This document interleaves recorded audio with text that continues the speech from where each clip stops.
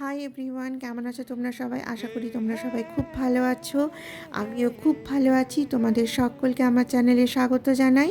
তো আজকে ছিল আমার মর্নিং শিফট। তো মর্নিং শিফট কমপ্লিট করে আমি চলে গিয়েছিলাম নিউ টাউন কফি হাউসে, কারণ একঘেয়ে লাইফ হয়ে গেছে, ডিউটি আর ঘর। তো মাঝে মধ্যে একটু মাইন্ডটা ফ্রেশ করারও দরকার আছে। তো এই ভেবে চলে গিয়েছিলাম কফি হাউসে। তো কফি হাউস যেতে যেতে তোমাদের সঙ্গে দু একটা কথা শেয়ার করি।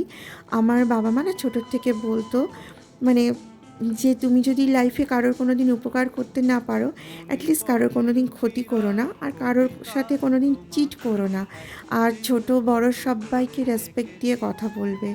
তো বাবা মার এই তিনটে কথা মেনে চলতে চলতে কোথায় যেন আমার জীবনের অনেক কিছু ওলট পালট হয়ে গেছে। তো তাতে আমার কিচ্ছু যায় আসে না, কারণ ফাইনালি আমি অনেস্ট এই ভেবে আমার নিজের উপর প্রাউড ফিল হয়। তো যাই হোক, কফি হাউসে পৌঁছে গেছি, আর কফি হাউসের ভিতরটা তোমাদেরকে দেখাচ্ছি। এটা মানে রাত্রিবেলাটা ভীষণ ভালো লাগে, কারণ রাত্রিবেলা চারিদিকটা লাইট জ্বলে, তো তো রাতের ভিউটা মানে বেশ সুন্দর আর কি।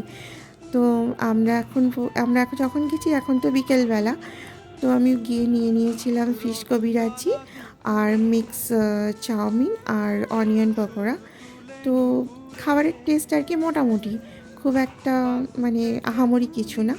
আর কফি হাউসে নিয়েছিলাম স্পেশাল কফি। আর এখানে অনেক বুকস রাখা আছে, যারা বই পড়তে ভালোবাসো তারা অবশ্যই এসে পড়তে পারো। তো আমি তো ভালোবাসি না একদম। তো যাই হোক, বেরিয়ে পড়েছি।